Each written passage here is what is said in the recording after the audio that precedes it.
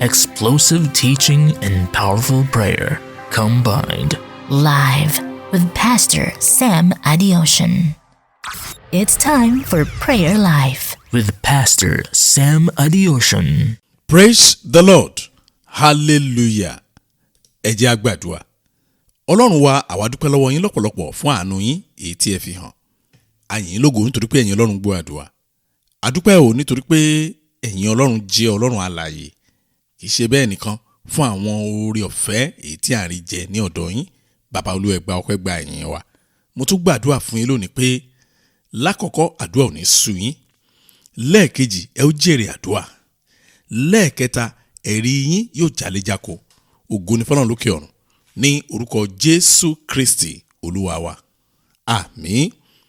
Tọ́ ẹ̀yin ọmọ Ọlọ́run, a dúpẹ́ lọ́wọ́ Ọlọ́run fún oore ọ̀fẹ́ èyí tí Ọlọ́run tún fún wa lónìí pé kí ẹ̀yin àti àwa kájọ gbàdúrà nínú àwọn ìyẹ̀wù gbogbo níbi iṣẹ́, nínú mọ́tò, lórí ibùsùn, gbogbo ọ̀nà tí ẹ bá wà lọ́wọ́lọ́wọ́ báyìí tí ẹ fi darapọ̀ mọ́ wa láti gbàdúrà ní orúkọ Jésù Kristi ojú òní tì yín lórúkọ Jésù. Mo ní ìfilọ̀ ìkan náà ní ká lè tètè wọnú àdúrà wa lọ torí iṣẹ́ díẹ̀ pọ̀ lónìí láti ṣe. Ìfilọ̀ náà ni pé tẹ́ ẹ bá gbàgbé ó ti ń lọ bí ọ̀sẹ̀ kan báyìí bí ó ti ń lọ bí méjì àbí tí mo ti sọ̀rọ̀ nípa website wa pé àti program yìí pé a fẹ́ yọ Masige radio àti prayer radio kúrò lórí website wa pátá, àti cancel subscription wa àti tí à ń bẹ àwọn èèyàn pé ẹ jẹ́ ká máa tètè máa dọ́gbọ́n migrate lọ sórí YouTube báyìí. Ìdí ẹ̀ mo dẹ̀ ti ṣàlàyé fún wa wípé àwọn tí wọ́n wà ní orí ètò ká máa bá wa ṣọ́ bí ọlọ́pàá tó ń ṣọ́ website wa iṣẹ́ wọn ti pọ̀ jù tó wà ń bẹ nìyẹn. Ẹni tó bá fẹ́ rí screenshot mo lè fún, in fact ó máa wà nínú email mi, so tí mi bá tẹ ní screenshot lọ́wọ́ ó máa wà nínú message wọn sí mi. Ìgbà míì 3 million 5 million 10 million 20 million attack bot náà máa ń pè kíní yẹn. Wọ́n á kàn gbé machine wọn wá gbé ti website Ọlọ́run kó ṣáà máa dàrú ẹ̀rí. Wọ́n dẹ̀ ń ṣe tó dáa ṣùgbọ́n àwọn kóòdù rédíò yẹn ibẹ̀ náà gbà wọlé tí wọ́n da nǹkan wọ́n dàrú ní ohun orí yẹn kan ṣe ju pé wọ́n kàn dàrú yẹn. Ó dàbí olè tó fẹ́ gbé mọ́tò kò rí mọ́tò yẹn gbé yóò jó táyà ó fi ìṣó wọ́n fi ya ara mọ́tò wọ́n ṣáà lè bàjẹ́ kán ṣáà bàjẹ́ tínú bí wọn tó ṣẹlẹ̀ nìyẹn sí website wa. So a dẹ̀ fẹ́ bẹ̀rẹ̀ sí repair ẹ̀ báyìí fáà ti bẹ̀rẹ̀ iṣẹ́. Kò yẹ kí Masige radio ṣiṣẹ́ lórí website wa lè ní bọ̀tẹ̀ mo ní kàn filẹ̀ síbẹ̀ pé kó ṣáà máa ṣe, ṣùgbọ́n mo bẹ̀ wá jẹ́ ká máa migrate lọ sí orí YouTube. Ìyẹn wọn ò lè rí fi ṣe kankan tí gbogbo àgbáyé ni. So ẹ dákun ẹ jẹ́ ká fọkàn sí wípé torí bí a ṣe ń ṣe lọ́wọ́ báyìí bẹ́ẹ̀ náà ni a fi ẹ̀dá ẹ̀ sí orí YouTube wa. Ẹ jẹ́ á wọnú àdúrà wa lọ. Ẹ wá Olúwa, seek the Lord. Ẹ wá Olúwa. Ẹ wò ṣe rí ọ̀rọ̀ yìí tó jáde sí wa lónìí. Èmi àti mọ́mì mi kan la jọ ń sọ̀rọ̀ ní àná. Wọ́n sáré send message mi pé kíní kan emergency kan, so èmi àti wọn jọ ń sọ̀rọ̀ later. Ẹ̀rí wọ́n ń ṣàlàyé kíní kan fún wọn ìrírí mi nípa nǹkan tá a jọ ń sọ yẹn. Ó dẹ̀ yà mí lẹ́nu, ó mú ìbànújẹ́ bá ọkàn mi pé kí báwo ni kìrìsìtẹ́nì ṣe dà báyìí. Ó dà jẹ́ ń sọ fún ẹ̀yin náà rí ìdí ẹ̀ tí mo sọ pé ó mú ìbànújẹ́ bá ọkàn mi. Ẹ wò dáàdì kan àwọn náà send message sí mi. Dáàdì yẹn dẹ̀ jẹ́ ni tí mo respect dáadáa. Wọ́n ní kí n dákun kí n jọ àwọn mọ̀ pé alẹ́ ló tún wá lọ bọ́ sí gan pé kí n jọ kíní kan ṣẹlẹ̀ lọ́lọ́ báyìí. Pé ìyàwó àbúrò wọn kíní kan ṣẹlẹ̀ síbẹ̀ àwọn ló collapse níbi iṣẹ́. Wọ́n ti gbé lọ sí hospital pé orí life support ló wà. Life support yẹn tèmi mọ̀ tó ń jẹ́ bẹ́ẹ̀ ni pé bóyá wọ́n de machine mọ́ lára pé kò lè dá mímọ́ ẹ̀rí. Torí pé àwọn fúnra wọn wà ní hospital. Wọ́n á ní ẹ̀sà ṣe lè rómi kẹ́ lè rí ike omi rà àwọn ní wà dáadáa. Ẹ má gbàgbé pé ẹni tá à ń sọ yóò ti wà lórí life support, so kò lè jẹun kò lè mómi kò lè ṣe àwọn nǹkan bá wọn yẹn mọ́. Òun gan mọ̀ bóyá ẹ̀yin náà pè ní ẹsẹ̀ kan ayé ẹsẹ̀ kan ọ̀run. Ẹ̀yin ọmọ Ọlọ́run wọ́n á ní òkè ṣé àbúrò yín wà mí wọ́n náà wọ́n jọ wà ń bẹ̀ ní àti ìyàwó wọn ní but ìyàlẹ́nu tó wà ń bẹ̀ ni pé àràádùn àgbà kì í ṣe pé torí pé ó jẹ́ ìlú òyìnbó àyè gbà wọ́n láti gbàdúrà torí odidi yàrá kan òun ni wọ́n gbé àyàwó àbúrò wọn yẹn sí. ǹjẹ́ jẹ́ mọ̀ pé mo ń dáàdi ẹ mo ní ẹ ti lọ sí WhatsApp bẹ́yẹn màmá lo fóònù àwọn ọmọ mi ẹ lọ sí WhatsApp bẹ́yẹn kẹ́ jẹ́ ká èèyàn mọ́ lọ́rùn ìyàwó ọkọ ẹni tí nǹkan ń ṣe ẹ jẹ́ mọ̀ pé kò ṣe láàrin àdúrà wa mo ṣàrí bó ṣà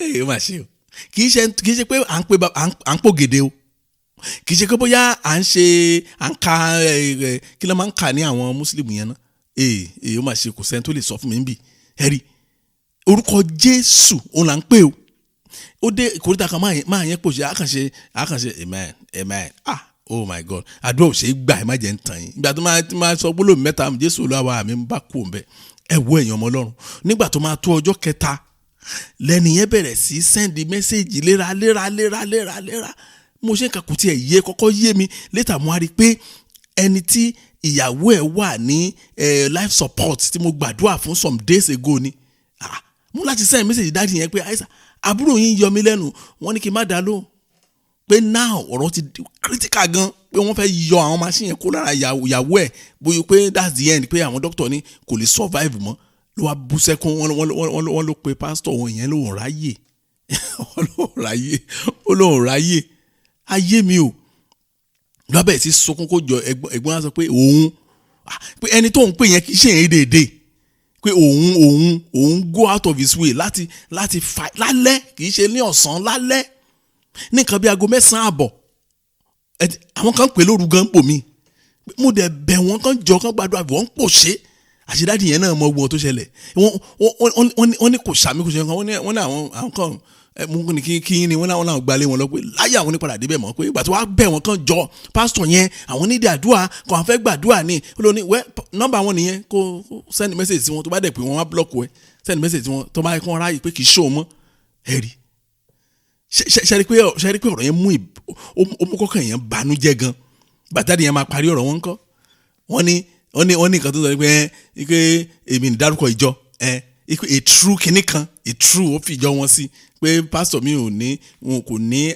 enough anointing láti gbàdúrà fún wọn ẹ̀kọ́ tó kọ́ wọn ní ṣọ́ọ̀ṣì wọn nìyẹn pastor ṣọ́ọ̀ṣì mi kò ní anointing tó láti gbàdúrà fún ọmọ ìjọ wọn so wọn ò gbọ́dọ̀ gbà ẹ̀rí ṣe rí pé kí ni yẹn ó bà inú jẹ́ gan lọ́pọ̀lọpọ̀ ẹ̀rí ó mà ṣe o torí ẹ̀ ni ọ̀rọ̀ yẹn dẹ̀ wá sí mi lọ́kàn láàárọ̀ pé ó mà ṣe o pé ẹ jẹ́ ká wá Olúwa ẹ jẹ́ ká wá Olúwa nínú àdúrà ilẹ̀ tí máa ní àwòye díẹ̀díẹ̀ Isaiah chapter 55:6 ẹgbọ́n tó sọ ni ó ní ẹ wá Olúwa nígbà tí ẹ lè rí ẹ pè é nígbà tí ó wà nítòsí seek the Lord while he may be found call upon him while he is near ṣe ẹ rí ọbí tá a kà í ẹsẹ̀ Bíbélì kò yí ọ̀pọ̀lọpọ̀ nígbà tí Bíbélì bá sọ pé ẹ wá Olúwa wọ́n ní ṣolúwa sọnù ni tó fà ní pé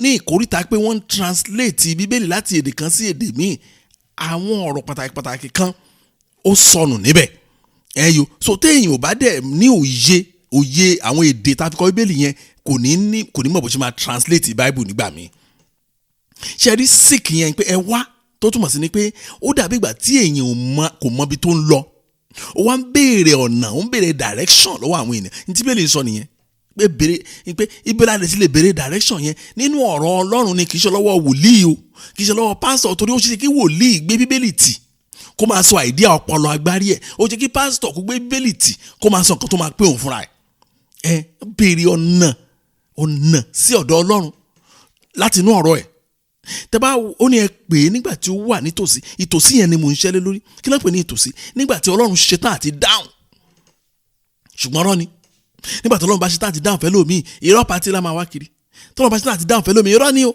ìjọ àgàmọ́ra yẹn látẹ̀rí mọ́ ibi tá ti máa rí jójó ẹlòmíì wọ́n á fi oyè wọ́n á fi dè mọ́lẹ̀ wọ́n á fún lórúkọ tí ò ní sálárì nínú òun náà kówó jẹ ṣáà òun náà rówó ń bẹ̀ so but ó ṣe ní láàánú lọ́pọ̀lọpọ̀ àwọn èèyàn wá Olúwa ṣùgbọ́n wọ́n wá ìjọ wọ́n dẹ̀ wá pásítọ̀ ẹ wá wo báyìí àwọn kìrìsìtẹ́nì ṣe wá rí wá dà ìfà tán máa ń ṣọdún òṣì ọ̀pọ̀lọpọ̀ kìrìsìtẹ́nì ló máa pọ̀ jù ń bẹ̀rẹ̀ má jẹ́ kí n tàn yín o tán bá kọ́ àwọn mùsùlùmí sẹ́gbẹ́ kan ó kìrìsìtẹ́nì lẹ́gbẹ́ kan ọdún òṣì tán bá ní kán ṣe kìrìsìtẹ́nì máa bá dé máa pọ̀ jù ẹ má jẹ́ tanra wa jẹ́ tá a bá fẹ́ sòtọ́ fúnra wa ó ní ẹ wá Olúwa nígbà tí ẹ lè rí ìyẹn pé kí wàhálà tó dé kí ìbànújẹ́ tó wọlé, kí àwọn ẹ̀mí òkùnkùn tó kanlẹ̀kùn, tó bá ti wá Olúwa ó tán.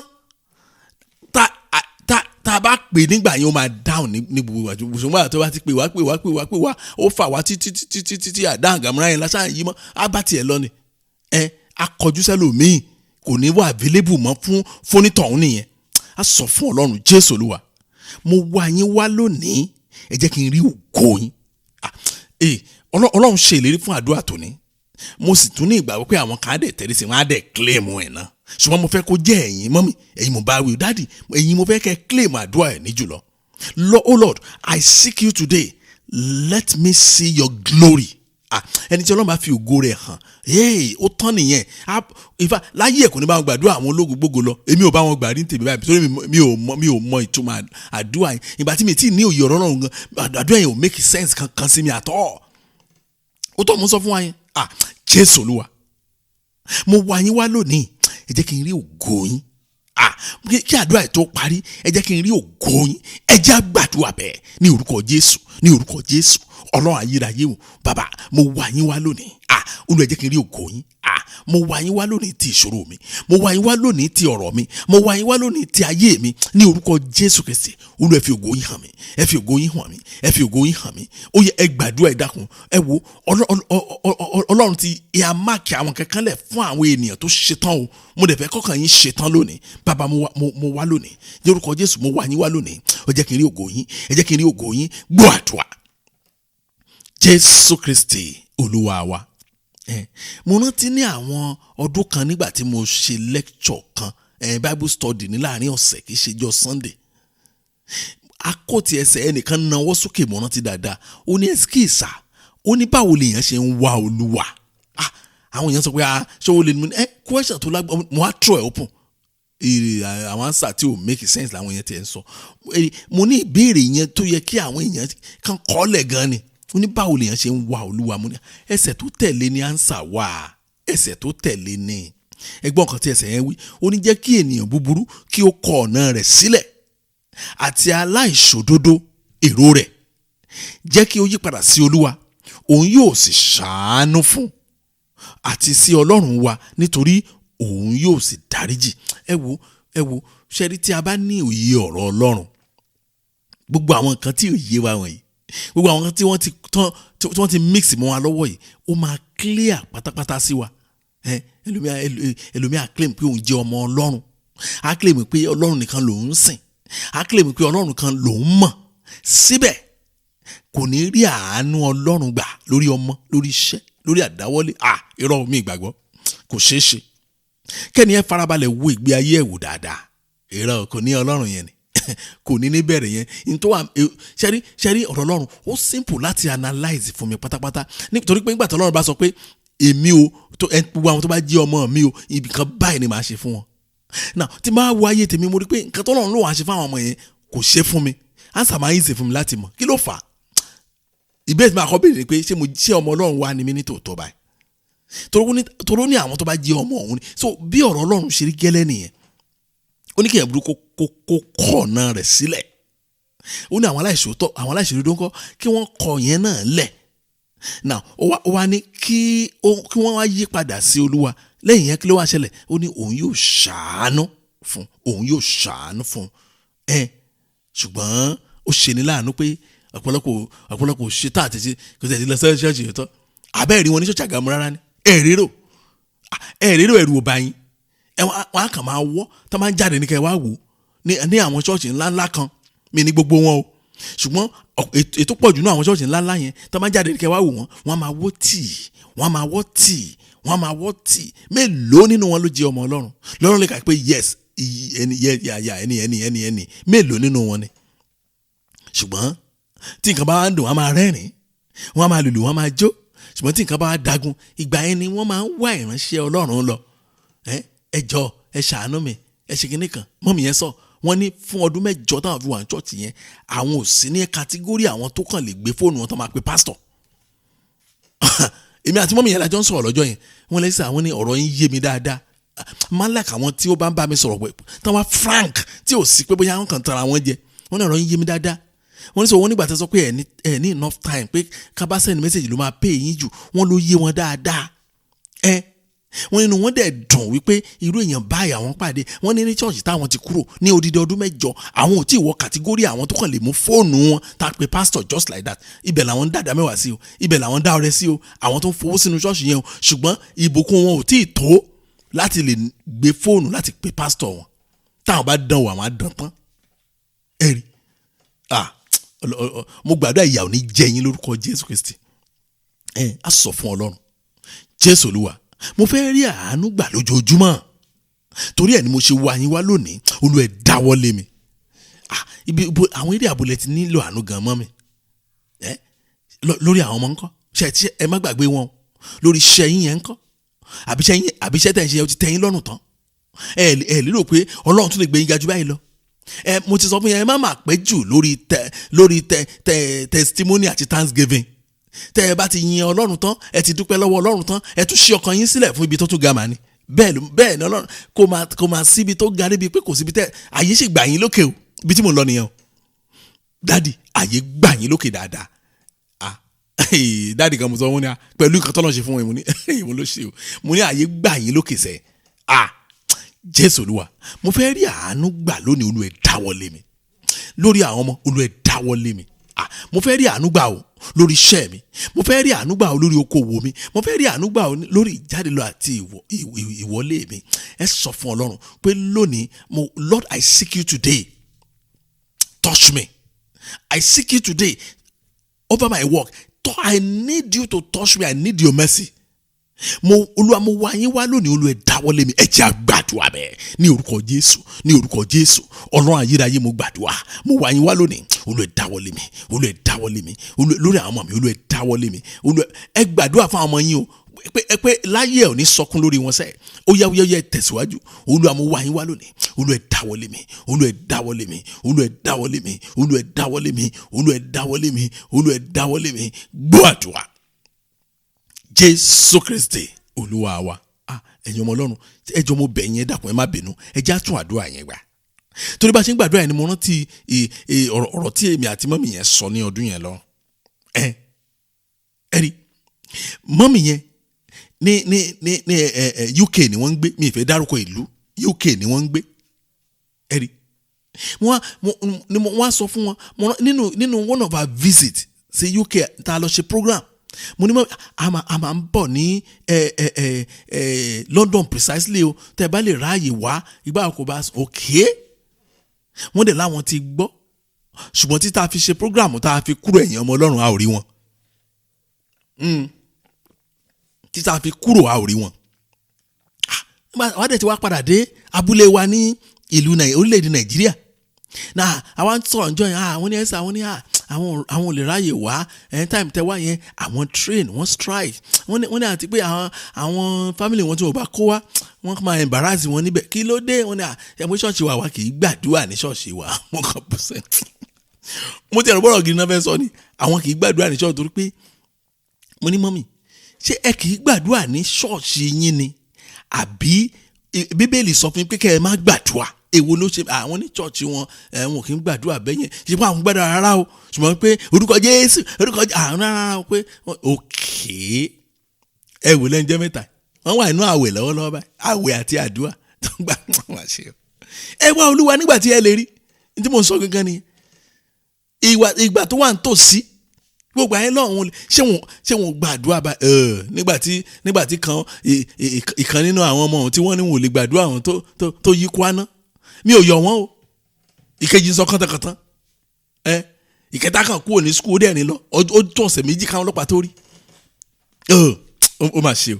Tí àwọn ará bíi tí wọ́n bá tẹ̀sí wọnú ayé ènìyàn, ẹ wò àti lé wọn jáde. Ìgbà míì ẹlòmíì kiri ṣe tá a fi kú, kì í ṣeré o. Kó má ti ṣẹlẹ̀ ni. Tó bá ṣẹlẹ̀ tán, wọ́n á ti lọ oríṣi òwú máa yé ẹni yẹn. Ṣùgbọ́n mo gbàdúrà fún ẹ̀yin tẹ́ ṣe tán ní orúkọ Jésù Kristi. Lẹ́yìn àdúrà yìí, ẹ̀rí á jáde lẹ́nu yín lórúkọ Jésù. Jésù Olúwa, mo fẹ́ rí àánú gbà lónìí. Olúwa, mo fẹ́ rí àánú gbà lónìí. Ẹ dáwọ́lé mi. ẹ jẹ́ á gbàdúrà bẹ́ẹ̀ ní orúkọ Jésù, ní orúkọ Jésù. Ọlọ́run ayérayé mo gbàdúrà, mo fẹ́ rí àánú gbà lónìí. Olúwa ẹ dáwọ́lé mi, Olúwa ẹ dáwọ́lé mi. I want to receive your mercy today. Lord, touch me. Olúwa ẹ dáwọ́lé mi. Ẹ jẹ́ kọ́wọ́ yín kàn mí lónìí. Ẹ jẹ́ kọ́wọ́ yín kàn mí lónìí. Ẹ jẹ́ kọ́wọ́ yín kàn ọmọ mi náà. Olúwa ẹ ràn mí lọ́wọ́. Olúwa ẹ ràn mí. Ẹ jẹ́ kí n rí àánú gbà. Olúwa ẹ ṣàánú fún mi. Olúwa ẹ fà mí yọ láàrin ọ̀gọ̀rọ̀ ènìyàn. Kẹ́ ṣe mí láàánú. Olúwa ẹ fà mí yọ láàrin ọ̀gọ̀rọ̀ ènìyàn. Kẹ́ ràn mí lọ́wọ́. Olúwa ẹ fà mí yọ láàrin ọ̀gọ̀rọ̀ ènìyàn. Lórúkọ Jésù, kẹ́ dáwọ́lé mi. Olúwa ẹ ṣàánú fún mi. Olúwa ẹ ṣàánú fún mi. Gbọ́ àdúrà. Jésù Kristi Olúwa wa. Ẹ wò, Ọlọ́run sọ kinní kan nípa ìran Jákọ́bù. Ṣé rí ọ̀pọ̀lọpọ̀ kan ló sọ rírì náà, ọ̀pọ̀lọpọ̀ kan ló sọ nípa Ísírẹ́lì, ọ̀pọ̀lọpọ̀, ṣùgbọ́n ó sọ kinní kan tó jẹ́ kí ọ̀rọ̀ eléyìí bá tún lè díẹ̀ o. Isaiah 45 verse 19, Isaiah chapter 45 verse 19, ẹ̀gbọ́n tó sọ ni Bíbélì ní Ọlọ́run sọ̀rọ̀ yẹn, ó ní èmi kò sọ̀rọ̀ níbi tí ó fi ara sin láti ibì kan ní ilẹ̀ òkùnkùn. Ọlọ́run sọ̀rọ̀ yẹn, Ọlọ́run ò sọ̀rọ̀, Ọlọ́run sọ síkírìtì láti inú òkùnkùn wá. Yẹn ni pé ọ̀rọ̀ tí Ọlọ́run sọ fún wa ó kílíà. Mo tẹ̀síwájú, Bíbélì ní ó ní èmi kò tíì sọ fún àwọn ìran Jákọ́bù pé ẹ wá mi lórí asán. Gẹ́tì kan Ọlọ́run sọ bẹ́ẹ̀. Ọlọ́run jẹ́ kí ọ̀rọ̀ ń kílíà sí àwọn ìran Jákọ́bù. Ọlọ́run ò dẹ̀ sọ fún wọn láyé pé ẹni tó bá ti wá àwọn á wá àwọn lásán. Ó ní kò ṣeé ṣe. Tí bí ẹ̀ ń sọ nìyẹn. Ó ní èmi Olúwa sọ òtítọ́, mo sì sọ èyí tí ó tọ̀nà. Now, nǹkan tí Ọlọ́run tó ń sọ ń bẹ̀ yẹn ni wípé kò sẹ́nikẹ́ni tó wá òun tó lè wá òun lásán, tó lè bọ̀ sásán. Kò possible. Ẹ wo má yẹ kí n tàn yín sá, ẹ má yẹ kí n tàn yín mà. Tí bá gbọ́ tẹ́yìn kan bá sọ pé lórí ọ̀rọ̀ kan àwọn ti gbàdúrà yẹn ò gbà, màá kàn pé no, kò possible. Ohun tó bóyá ní past àwo ti fọ́ lọ́wọ́ wọn, àwo ti máa fọ́ ni. Ọlọ́run ò rí bẹ́ẹ̀ rárá àtọ́. Now, ṣùgbọ́n tẹ́ni ò bá fún àwọn tí ò gbà kó sú wọn o, tí wọ́n ṣàtàkùn pé sẹ́ẹ̀ àbí ẹ̀gbọ́ ìtàn bàbá wa Jákọ́bù ni. Ó ní sẹ́ẹ̀, ó lóun ò ní jẹ́ kó o lọ àfi tó o bá bùkún fún mi. Eré ni wọ́n pè é, eré láńgẹ́lì yẹn pè lọ́jọ́ yẹn. Kò sí nǹkan táńgẹ́lì náà ò ṣe tán. Ó débi kan tó ń wùndù ẹ̀ pé tí máa wùndù ẹ̀ báwo ni mi ṣe kó o lè láyé sẹ́ẹ̀. Èèyàn nìyẹn o. Lónìí ńkọ́ à ń pe orúkọ bàbá yẹn lónìí máa àdúrà wa. Níbi tàti ìmọ̀ inú àdúrà yẹn mo ti dárúkọ bàbá wọn dárí. Àwọn òkè sẹ́yìn lè láti gbàdúrà ṣúkẹ́ṣúkẹ́ Olúwa ẹ̀mọ́ mi yẹn ló sọ fún mi níjẹta. Kí ẹ wo ọdún yìí gbàdúrà. Mo ní ọdún mélòó lè tẹ̀ lílo báyìí. Wọ́n ní odidi ọdún méjì mo ìdí ọdún méjì. Mo á ní ẹ̀mọ́ ọdún tẹ̀ fi àbẹ́ ìkọlẹ̀ sọ sórí ayé fún mi. Ẹ̀mọ́ ọdún tẹ̀ fi rin gbogbo orí òkè, gbogbo orí ìsàlẹ̀, gbogbo ilé babaláwo àfáàwẹ̀. Ẹ̀mọ́ ọdún tẹ̀yìn fi rin ni. Ẹ wá lẹ gbàdúrà ọdún méjì. Ẹ wẹ́ lọ́jọ́kọ̀. Tẹ́ bá fẹ́ sin Ọlọ́run kẹsìn kẹtakùtì. Ndémi sọ fún yín nìyẹn. Kẹlẹ̀ yìí ti ń ṣe. Torí kojú bọ̀rọ̀ kan náà fi ń gbọmọ lọ́wọ́ ìkùrọ̀. Ibi tọ́rọ̀ wà nìyẹn. Àbẹ́ Ọlọ́run sọ fún wa kò sẹ́nìkan tó ní kó wà ń lásán, kò ṣeé ṣe. Ìtọ́ ẹ̀ mo fẹ́ ká gbàdúrà ẹ̀ pé Jésù Olúwa, mo ti padà dé sí ọ̀dọ̀ yín pátápátá. Ẹ fi pátápátá yẹn sí. Torí ọ̀pọ̀lọpọ̀ ló dé sí ọ̀dọ̀ Ọlọ́run ṣùgbọ́n kì í ṣe pátápátá. Wọ́n sì láwọn tán ń pè. Wọ́n sì ní ó dàbí dáàdì yẹn ni wọ́n lẹ́sìkìsà wọ́n ní yíyà yìí wọ́n láyé wọn o wọ́n ní yíyà yìí làwọn ṣe sọ standby number kan nù. Mo ní èwo ló tún jẹ́ standby number. Wọ́n ní wọ́n láwọn ní wòlíì kan láyé ìgbà yẹn. Àwọn kan wò pé tí nǹkan báyìí ti ṣe bí àwọn káwọn tún pè for the last time. Ẹ jẹ́ mọ̀ ìgbégbà tí wọ́n sọ standby number yẹn nù náà torí tí wọ́n ṣe. Mo máa sọ fún wa pé ọwọ́ wa ló wà sẹ́ kì í ṣọwọ́ ẹlòmíì. Tó yẹ mo ṣe ní ká fi pátápátá sí àdúrà yẹn. Jésù Olúwa, mo ti dé pátápátá sí ọ̀dọ̀ yín. Olúwa, ẹ mú asán kúrò nínú ìrìn àjò ayé mi. Asán, bẹ́ẹ̀ ni, asán. Tọ́lọ́ bá mú asán kúrò nínú ìrìn àjò ayé èèyàn, ọdún kọ̀ọ̀kan máa dá a sí ni. Oh Lord, I have returned to you completely. Take away vanity from the journey of my life. Jésù Olúwa, mo ti padà dé ọ̀dọ̀ yín pátápátá. Olúwa, ẹ mú asán kúrò nínú ìrìn àjò ayé mi. Ẹ jẹ́ á gbàdúrà bẹ́ẹ̀ ní orúkọ Jésù, ní orúkọ Jésù. Ọlọ́run ayérayé o, mo máa ti padà dé sí ọ̀dọ̀ yín pátápátá. Mo dé tọmọtọmọ, mo dé tayé mi ní orúkọ Jésù Kristi olónìí Olúwa má jẹ́ kí ìrìn àjò ayé mi kó yọrí sásán. Olúwa mú asán kó nínú ìrìn àjò ayé mi. Olúwa mú asán kó nínú ìrìn àjò ayé mi. Olúwa mú asán kó nínú ìrìn àjò ayé àwọn ọmọ mi. Ẹ mú asán kó nínú iṣẹ́ mi. Ó yẹ bẹ̀ sí gbàdúrà. Ẹ máa gbàdúrà. Ó yẹ máa gbàdúrà. Gbọ́ àdúrà. Jésù Kristi Olúwa wa. Ọ̀rọ̀ mọ́mì yẹn ni mo rántí. Bá ṣe ń gbàdúrà yẹn ni mo rántí. Mọ́mì yẹn bá mi sọ̀rọ̀ láìpẹ́ yìí àti fẹ́ tó bí ọ̀sẹ̀ méjì báyìí. Wọ́n ní ẹ̀skísà. Wọ́n ní ìjẹ́ ẹjẹ́ mọ̀ pé ní gbogbo àtẹ́ bá ti ń sọ fún wa pé ká yẹra wa wò dáadáa. Ọlọ́run ò rí bẹ́ẹ̀ yẹn.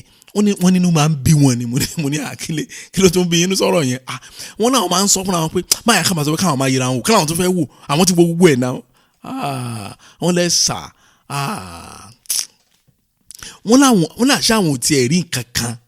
Wọ́n ní àwọn nǹkan táwọn fẹ́ rí làwọn rí. Òun làwọn ò ṣe o. Àwọn fẹ́ máa tan ara wọn jẹ. Mọ́mì yẹn ló fẹ́nu ara wọn sọ. Wọ́n làwọn fẹ́ máa tan ara wọn jẹ. Wọ́n ní àwọn awádìíjọ́ kan. Wọ́n làwọn ṣe ẹ̀wẹ̀ tán ni. Làwọn nìkan làwọn dẹ̀ wà nulẹ̀. Èrò yẹn kan wá sí wọn lọ́kàn ni. Pé káwọn tiẹ̀ gbọ́. Àwọn tiẹ̀ gbọ́. Ṣé gbogbo ọdún táwọn fi ń lọ ṣọ́ọ̀ṣì gan. Ṣé Ọlọ́run gangan làwọn wá lọ àwọn churches táwọn ń lọ ni. Wọ́n làwọn dẹ̀ ń dára wọn lò náà bọ́ ṣe béèrè náà ń dáhùn pé àwọn tó yẹ pé nígbà yẹn wọ́n ní oríṣiríṣi tí àwọn bá dé church báyìí tí ò bá sí glamour bọ́yẹ sọ́nà nìyẹn wọ́n ní kí ló ń jẹ́ bẹ́ẹ̀ wọ́n ní glamour gbọ́dọ̀ wà o àwọn gbọ́dọ̀ rí like mind àwọn tí gèlè wọn ya dànù àwọn tó wọ́n làwọn dé church kan wọ́n làwọn lo oṣù méjì bẹ́ẹ̀ àwọn change mọ́tò wọn pé yes church tó àwọn fẹ́ ni àwọn tó rí ṣe àwọn tó lówó àwọn tó oh God wọ́n ní ṣùgbọ́n pẹ̀lú ẹ̀ àwọn arábí wọn ti wọlé sáwọn ọmọ wọn lára àwọn ọmọ náà kọ́ bíbẹ̀ síbi dààmú ayé wọn gbàtọ́ anáṣẹ́ tí wọ́n kún ní tí wọ́n kún èèyàn wọn lọ́rùn ẹ jẹ́ ká wọ Ọlọ́run pátápátá o gbogbo ọkàn wa ni o Bíbélì sọ bẹ́ẹ̀ o bóyá àti ìkàdé bẹ́ẹ̀ ni mo ṣáà mọ̀ kí Bíbélì sọ pé ká má wá ṣá ká wà pátá pẹ̀lú gbogbo ọkàn wa ìgbà ìlà tó máa bọ̀ o àbáyé ìkọ́ ṣé ayé tájọ wà yìí wọ́n máa ṣe o Jésù Olúwa mo ti dé sí ọ̀dọ̀ yín pátápátá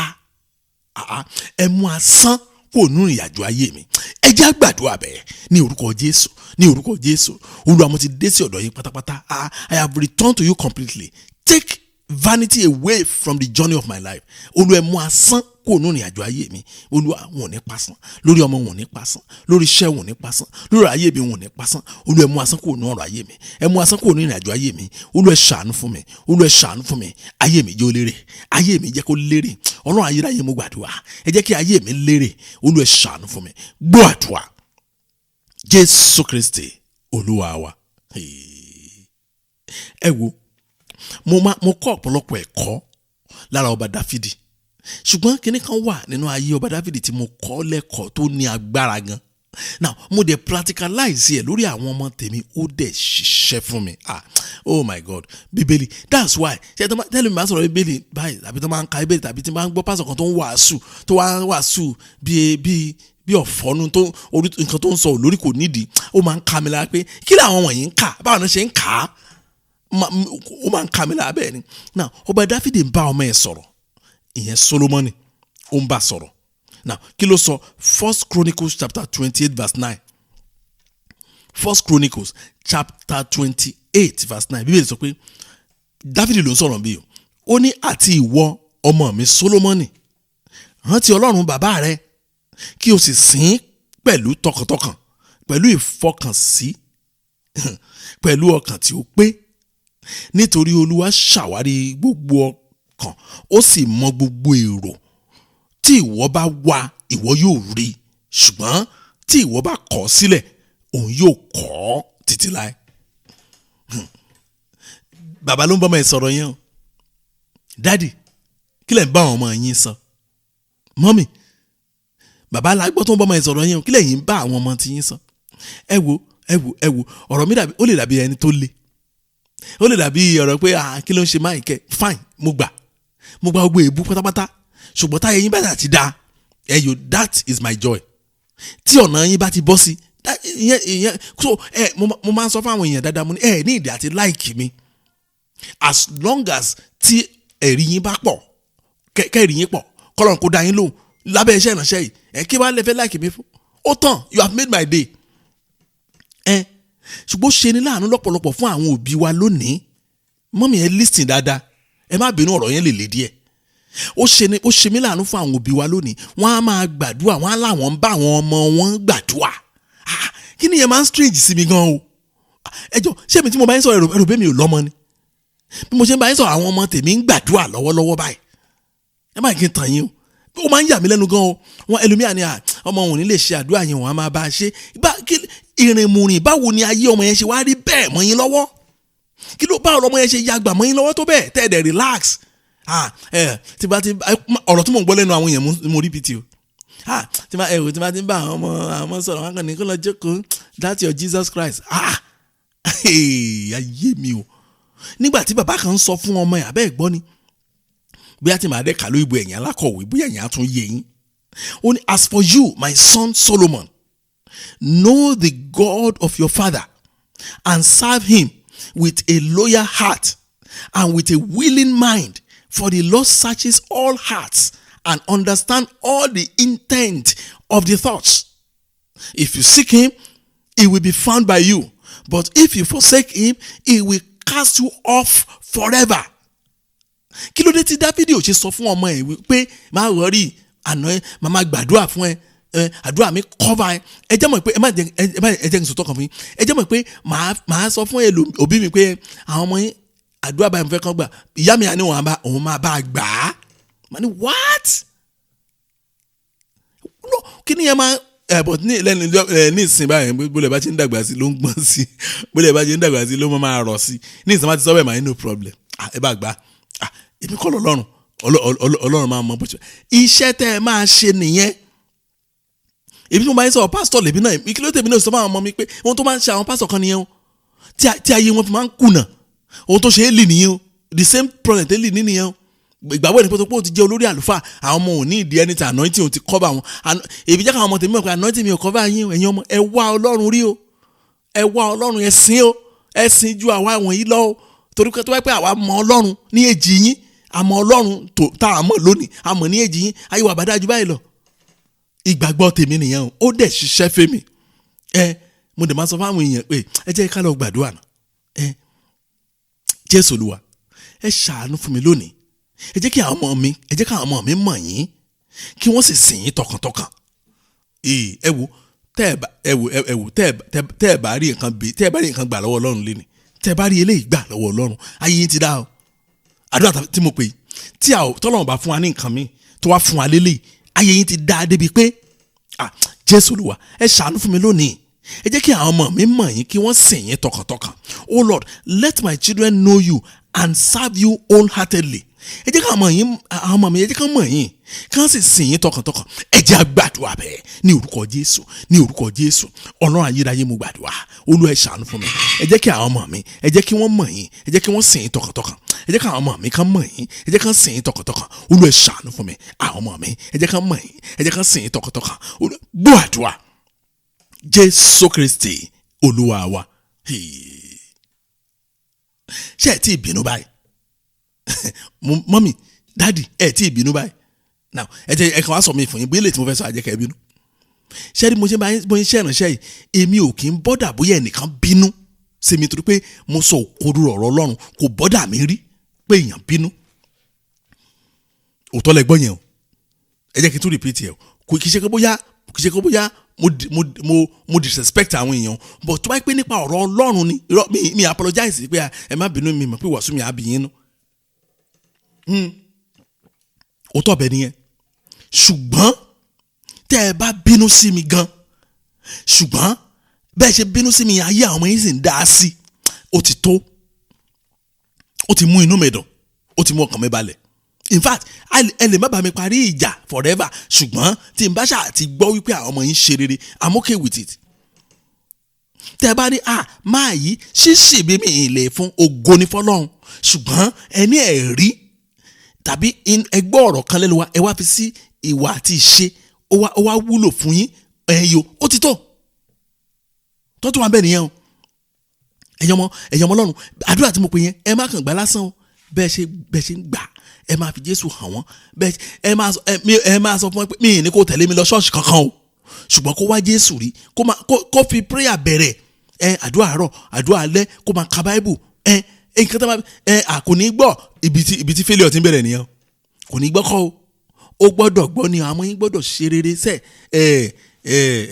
ó máa ṣe o mo sọ fáwọn dáàdì kan mo ní ẹ̀sà ń tẹ̀ sọ fún mi ẹ má bínú sá o mo ti bẹ̀ yín o mo ní ṣe mọ̀kàn tó mọ̀ ní adìyẹ ọdún yóò mú ní ẹ̀ ń rí àwọn ọmọ yín gẹ́gẹ́ bí adìyẹ ọdún fún àwọn tá máa rẹ́dì táwọn mí òkun bá rẹ́dì ọwọ́ kan náà máa destabilize life ọwọ́ kan kí ló fà á ó kàn wà gbunduku ẹ má ká ọmọ yín wà gbunduku mo bẹ̀ yín o ẹ má dẹ̀ kó pẹ́ jù tó gbé sọ pé ká ṣe kí ni o ká wá Ọlọ́run nígbà tó wà nítòsí Jésù Olúwa ẹ ṣàánú fún mi ẹ jẹ́ kí àwọn ọmọ mi mọ̀ yín kí wọ́n sìn yín tọkàntọkàn ẹ jẹ́ á gbàdúrà bẹ́ẹ̀ ní orúkọ Jésù Ọlọ́run ayérayé mo gbàdúrà àwọn ọmọ mi ẹ jẹ́ ká mọ̀ yín ẹ wo ẹtẹnumọ́ àdúrà yẹn mà mọ́mí ẹ̀yin táwọn èèyàn ò bá gbà ládùúgbò yẹn gbà tí yín bẹ́ẹ̀ ẹ gbà tí yín tẹ́lẹ̀ mi bá lóhùn ò gbà Jésù Olúwa Olúwa àwọn ọmọ mi jẹ́ mọ̀ yín àwọn ọmọ ẹ jẹ́ ká mọ̀ yín àwọn ọmọ mi ẹ jẹ́ ká mọ̀ yín ẹ jẹ́ ká sìn yín tọkàntọkàn Olúwa ṣàánú gbọ́ àdúrà Jésù Kristi Olúwa wa ẹ̀yin ọmọ Ọlọ́run sọ kinní kan nípa ọba Jèhóṣáfátì látẹnu wòlíì kan ní wòlíì Jéhù lọ́lọ́run rán ẹnu wòlíì Jéhù láti gbọ́ ọ̀rọ̀ yẹn ṣùgbọ́n Ọlọ́run ló jíṣẹ́ yẹn fún wòlíì Jèhóṣáfátì ṣe rí wòlíì Jèhóṣáfátì yẹn ọ̀pọ̀lọpọ̀ nǹkan tí ò dá lọ́lọ́run lè kà nípa ẹ̀ ó pọ̀ gan nǹkan tó Ọlọ́run lè kà nípa ọba Jèhóṣáfátì ó pọ̀ ṣùgbọ́n Ọlọ́run ò rí gbogbo kinní yẹn o Ọlọ́run ò rí gbogbo nǹkan tó ṣe àṣìṣe ẹ̀ gbogbo tó ṣe tí ò dá kó rí Ọlọ́run rí kinní kan nínú ayé nǹkan tó Ọlọ́run dẹ̀ rí nínú ayé yẹn ó gbogbo àṣìṣe ẹ̀ mọ́lẹ̀ pátápátá.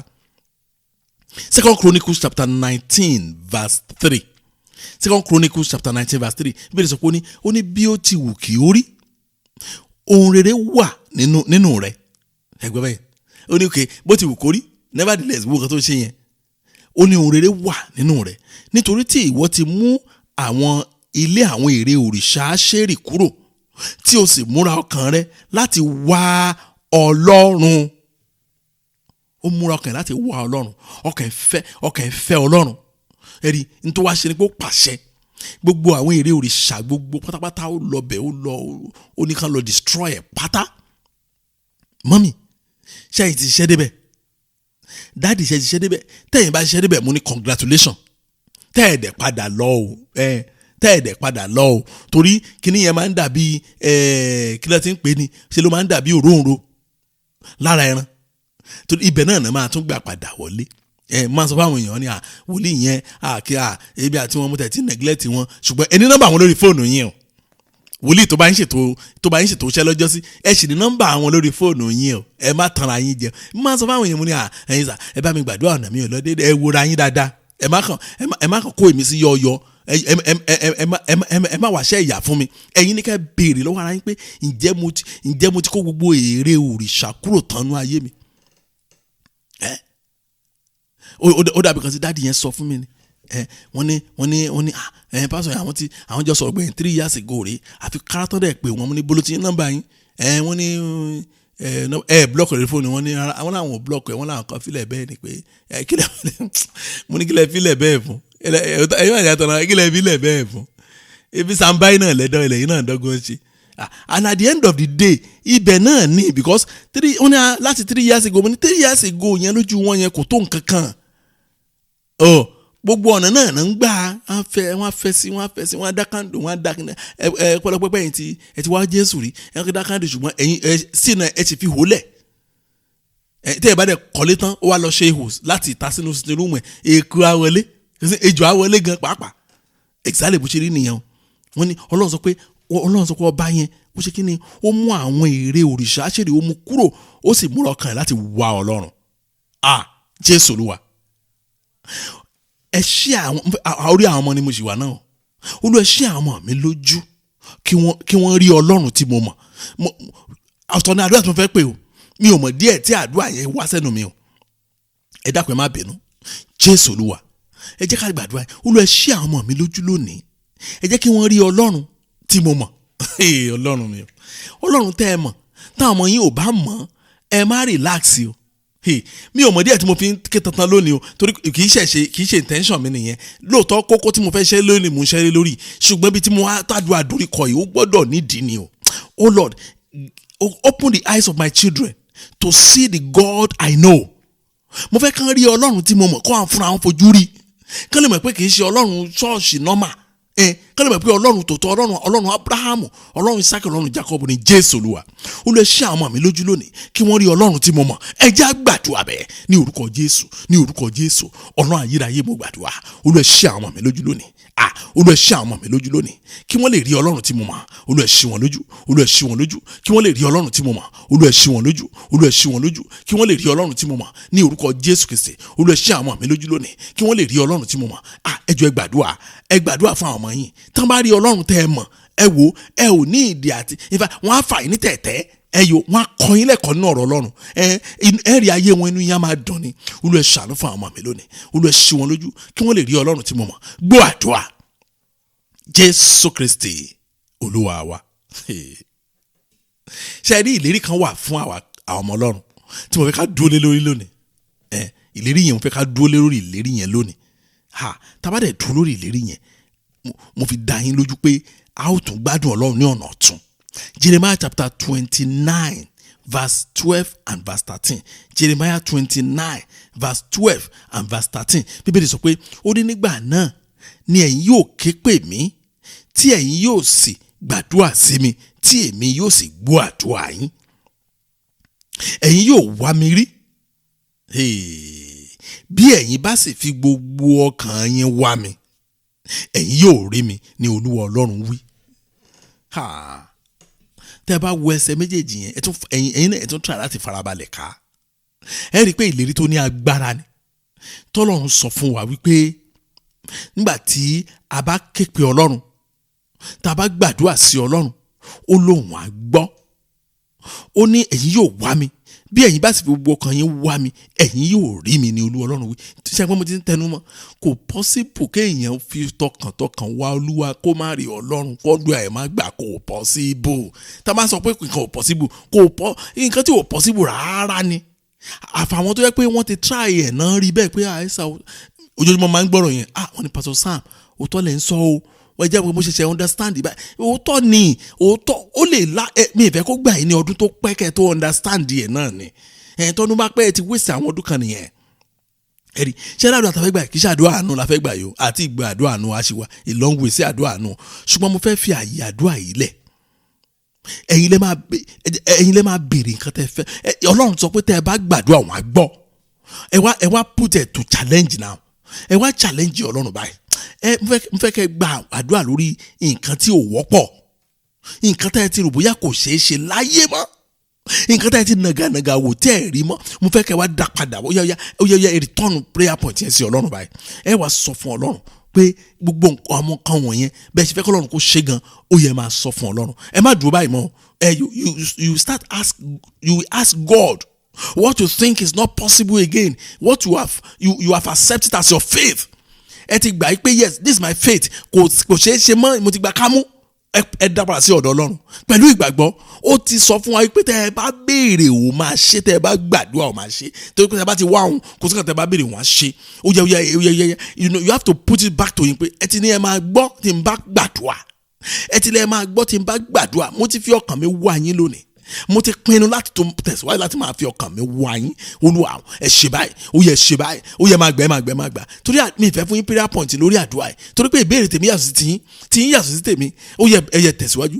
Ìbéèrè bàbá yàtọ̀ sí tọmọ, tọkọ yàtọ̀ sí táyà. Ó yẹ tẹ̀síwájú àdúrà. Ẹ máa gbàdúrà, ẹ máa béèrè bẹ́ẹ̀ ti fẹ́ kórí gan, ẹ máa béèrè ọwọ́ Ọlọ́run tẹ́ fẹ́ kó ṣe. Ó yẹ tẹ̀síwájú àdúrà. Ọlọ́run ayérayé, Olúwa ẹ ṣàánú. Ọlọ́run ayérayé, Olúwa ẹ ṣàánú. Ọlọ́run ayérayé, Olúwa ẹ ṣàánú. Ó yẹ dáhùn, ó yẹ dáhùn, ó yẹ dáhùn. Fìyànù dáhùn. Olúwa ẹ ṣàánú fún wa, Olúwa ẹ ṣàánú fún wa. Gbọ́ àdúrà. Jésù Kristi Olúwa wa. Ẹ wo nǹkan méjì lọ́nà wa ṣe nínú àdúrà yìí lónìí. Nǹkan àkọ́kọ́ ni pé gbogbo omijé pátá Ọlọ́run á nùnú lórúkọ Jésù. Ìkejì ni pé gbogbo kọ̀ǹsáànì yín pátá, yálà lórí ọmọ, lórí iṣẹ́, lórí ọ̀rọ̀ ayé yín, Ọlọ́run á dẹ̀ mú kúrò lẹ́sẹ̀kẹsẹ̀, lójijì, láì lérò tẹ́lẹ̀. Ọlọ́run á dẹ̀ mú kúrò. Ẹ wà wẹ̀yìn wẹ̀ ẹ wọ̀n tó ń bá yín nínú jẹ́ tẹ́lẹ̀ ẹ̀dẹ̀ ní rí mọ́. Ní orúkọ Jésù bẹ́ẹ̀ ló ṣe máa rí. Ní orúkọ Jésù. Kí ló tí mo fi sọ bẹ́ẹ̀?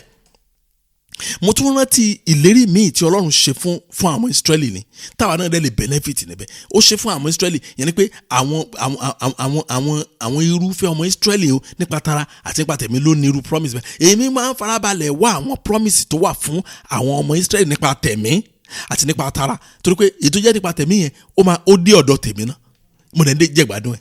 Tó bá yẹ pé ó ti pẹ́ ní tẹ̀lé iṣẹ́ ìránṣẹ́ wa àti kọ́ àwọn ẹ̀kọ́ yẹn rí àwọn covenants Ísírẹ́lì gbogbo. Jeremiah chapter 31 verse 9. Jeremiah chapter 31 verse 9. Bíbélì sọ pé ó ní wọn yóò wá pẹ̀lú ẹkún pẹ̀lú ẹ̀bẹ̀ àdúrà, èmi yóò ṣáájú wọn. Oh my God, oh my God. Ẹ gbọ́ kí ni èèyàn tó fẹ́ kí Ọlọ́run kó tún ṣe ju àwọn kan wọ̀nyí, àwọn ìlérí wọ̀nyí lọ. Àwa là sìn, àwa là wà, òun làwọn kí ni yẹn ṣe dàbí pé kò ṣeé ṣe. Ohun tá à ń wá kiri ó ní anointing pastor kan kí pastor yẹn fọ ṣàgbọ́wọ́ lé mi kí n ṣàwà lábẹ́ iṣẹ́ ìránṣẹ́ àwa fúnra wa ò wá Ọlọ́run rí. Bíbélì ni ó ní wọn yóò wá pẹ̀lú ẹkún pẹ̀lú ẹ̀bẹ̀ àdúrà, èmi yóò ṣáájú wọn, èmi yóò mú wọn rìn ní ẹ̀bá odò omi, oh God, ní ọ̀nà tí ó tẹ́jú tí wọn kì yóò lè ṣubú, nítorí èmi ni bàbá Ísírẹ́lì, Éfráímù sì ni àkọ́bí ọkùnrin mi. Oh my God, oh my God. Bàbá àgbàlagbà ó ń ṣe ìlérí. Ẹnìkan wá ní àti ń gbọ́ tipẹ́ ẹ̀gún burúkú lẹ́ni yẹn ló ṣe fúnra yẹn. Iṣẹ́ kò di ìlérí yẹn mú gan. Tó dẹ̀ ṣẹlẹ̀ ni pé a ò fẹ́ wá Ọlọ́run, a fẹ́ wá pásítọ̀, a fẹ́ wá ṣọ́ọ̀ṣì, a fẹ́ wá àgbékalẹ̀, ṣùgbọ́n a ò fẹ́ wá Ọlọ́run yẹn gangan. A nìyẹn àwọn kan lọ́lọ́run fún ṣe, àwọn kan lọ́lọ́run gbà fún. What does that even mean? Tó wá tẹ̀ pé àwọn kan lọ́lọ́run gbà fún kí ló tí ó fi mí sí lára àwọn tó lọ́run gbà fún. Ọlọ́run mi o, àwọn ọ̀rọ̀ abúnú bàbá a sọ fún Ọlọ́run Jésù Olúwa wa. Torí àdúrà ó lọ bí mẹ́ta tí mo ti ya tètè rí ń bẹ̀ yẹn. Jésù Olúwa, mo wá pẹ̀lú ẹ̀bẹ̀ mi lónìí, ẹ ṣàánú mi. Mo wá pẹ̀lú tẹkuntẹkun, Olúwa ẹ ṣàánú. Lórí kíni?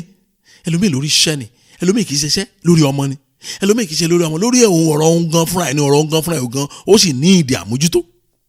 Jésù Olúwa, mo wá pẹ̀lú ẹ̀bẹ̀ mi lónìí, mo wá tẹkuntẹkun, Olúwa ẹ ṣàánú fún mi lórí nǹkan báyìí.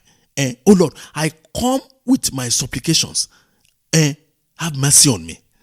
Ẹ ṣàánú mi, ẹ ṣàánú mi kẹ́ sì ṣáájú mi. Ẹ ṣàánú mi kẹ́ tún ṣáájú mi. Lórí ibo lẹ ti ń bẹ̀bẹ̀ fún àánú, mo sọ lẹ́ẹ̀kan, ṣé lórí iṣẹ́ yín ni, lórí ọ̀rọ̀ ọmọ yín ni, lórí àgbékalẹ̀ kan ni, tàbí lórí ìṣòro kan tẹ́ ẹ ní ni. Jésù Olúwa, mo wá pẹ̀lú ẹ̀bẹ̀ mi lónìí, Olúwa ẹ ṣàánú mi. Ẹ já gbàdúrà bẹ́ẹ̀ ní orúkọ Jésù, ní orúkọ Jésù. Ọ̀nà ayérayé o, mo wá pẹ̀lú ẹ̀bẹ̀ mi lónìí, Olúwa ẹ ṣàánú mi, Olúwa ẹ ṣàánú mi, Olúwa ẹ ṣàánú mi. Mo wá lónìí tẹ̀bẹ̀tẹ̀bẹ̀, Olúwa ẹ ṣàánú fún mi, Olúwa ẹ ṣàánú mi, Olúwa ẹ jẹ́ kí n rí àánú gbà, jẹ́ kí n rí àánú gbà. Gbọ́ àdúrà Jésù Kristi Olúwa wa. A sọ fún Ọlọ́run, àdúrà mi tó yọ ń bẹ̀. Jésù Olúwa, ẹ mú mi kúrò ní aṣálẹ̀ pátápátá, kí ẹ gbé ayé mi lọ sí ẹ̀bá odò omi tó ń ṣàn. Ṣẹ́ni kò yẹ kí kìrìsìtẹ́nì máa ní ìrírí aṣálẹ̀, kò yẹ kí kìrìsìtẹ́nì máa fàáfàá kó tó tó. Kò yẹ bẹ́ẹ̀, ẹ gbà bẹ́ẹ̀ mo sọ fún yín. Àwọn kíní kan ní wà tí ò yé wa, òun la fi rò bóyá ó nọ́mà. Oh Lord, take me out of the dry land and take my life to the riverside. Olúwa, ẹ mú ayé mi kúrò ní aṣálẹ̀, kí ẹ gbé ayé mi lọ sí ẹ̀bá odò omi tó ń ṣàn. Ẹ jẹ́ àgbàdua bẹ́ẹ̀ ní orúkọ Jésù, ní orúkọ Jésù. Ọlọ́run ayérayé mo gbàdúrà. Ẹ gbé ayé mi kúrò ní aṣálẹ̀, ẹ gbé iṣẹ́, ẹ gbàdúrà fún iṣẹ́ yín náà o, ẹ gbàdúrà fún ayé àwọn ọmọ yín náà o, ẹ gbàdúrà fún ọ̀nà yín náà o, ẹ gbàdúrà fún ìdílé yín náà o. Olúwa, ẹ mú ìdílé mi kúrò ní aṣálẹ̀. Olúwa, ẹ tẹ̀dó wa síbi ẹ̀bá omi tó ń ṣàn.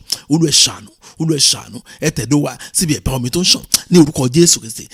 Gbọ́ àdúrà Jésù Kristi Olúwa wa. Kí àdúrà yìí tó lè yé yín, ọ̀rọ̀ kan wà tí ọ̀jọ̀gbọ́n kan sọ, ó ní láìsí river Nile kò ní sí Íjíbítì. Ìyẹn ni pé ẹ máa wo àwọn ìlú gbogbo tí wọ́n ń tẹ̀dó, wọ́n máa ń tẹ̀dó wọn sí ẹ̀bá odò tó ń ṣàn ní. Ibẹ̀ gan láyé wà, ibẹ̀ gan ni ìbùkún wà. Ẹ wo àdúrà mi tó yọ níbẹ̀ yẹn, torí àkókò wa wọ́n ti ń signal sí mi. Ó ní pé Jésù Olúwa, ẹ gbé ayé mi lọ sí ojú ọ̀nà tó tẹ́jú, kí ayé mi lè dúró. Ọ̀pọ̀lọpọ̀ ayé ló ń ṣubú lójoojúmọ́. ẹlòmíì àti testimony ìjọ Monday tó bá di jọ Wednesday báyìí ẹkún ló máa fi gbé. ẹlòmíì àríṣẹ́ ní January tó máa fi di March ṣẹ́ ti bọ́ lọ́wọ́ ẹ̀. ẹlòmíì wọ́n sọ pé ara ẹ̀ ti dá tó máa di December àti lọ́kùnrin again. ní pé ayé ẹ̀ ṣì wà lórí ilẹ̀ gegele, ó wà lórí òkè, bó ṣe ń gòkè ló ń sọ̀kalẹ̀ àwọn ilẹ̀ gallop gbogbo. Sọ fún Ọlọ́run, oh Lord, take me to a plain land that I will be able to stand. Jésù Olúwa, ẹ gbé ayé mi lọ sí ọ̀nà ilẹ̀ tó tẹ́jú kí ayé mi lè dúró. Ẹ jẹ́ á gbàdúrà bẹ́ẹ̀ ní orúkọ Jésù. Ọlọ́run ayérayé mo gbàdúrà, Olúwa gbé ayé mi lọ sí ilẹ̀ tó tẹ́jú káyé mi lè dúró. Lórúkọ Jésù, mo fẹ́ káyé mi dagun, mo fẹ́ káyé mi ṣubú, mo fẹ́ káyé mi yọ̀. Lórúkọ Jésù Kristi, orí ilẹ̀ tó tẹ́jú káyé mi lè dúró. Olúwa gbé mi lọ sí ilẹ̀ tó tẹ́jú káyé mi lè dúró. Ẹ gbé ayé mi lọ sí ilẹ̀ tó tẹ́jú káyé mi lè dúró. Olúwa ṣàánú fún mi, Olúwa ṣàánú fún mi. Ẹ wò bẹ́ẹ̀ ṣe ń gbàdúrà yẹn máa rántí àwọn ọmọ yín, bẹ́ẹ̀ ṣe ń gbà kọ́kọ́ rántí aya, káyà rántí ọkọ. Ẹ̀yin ẹgbà tí yín o, ọwọ́ Ọlọ́run ni gbogbo ẹ̀ wà. Ọlọ́run ló máa mú ètò máa ṣàǹbẹ̀ tá a dẹ̀ dáhùn. Ó yẹ tẹ̀síwájú ẹ̀ máa gbàdúrà, gbọ́ àdúrà. Jésù Kristi Olúwa wa, ẹ já lọ gbàdúrà nù wa. Ẹ tí mo bá ṣe ń gbà, ó yá ibẹ̀ láti ń béèrè nǹkan lọ́wọ́ Ọlọ́run. Ohun tá a fẹ́ kọ́ Ọlọ́run kó ṣe gan, ó yá ẹ rẹ̀ tí mo bá ṣe ń ṣe, a máa ń change posture wa ni. Mo sọ fún yín, tó bá ti di pé tí bá ti gbọ́ tàbí bá ti sọ pé ẹ já lọ gbàdúrà nù wa, èmi mọ bí mo ṣe ń gbà nǹkan mi, mo ti sọ́sọ́sọ́. Ẹ jẹ́ kí n má tún sọmọ́ ká má lọ sọ́dọ̀ òfin. Ó yá ẹ máa gbàdúrà, ẹ má dúró, ẹ máa gbàdúrà.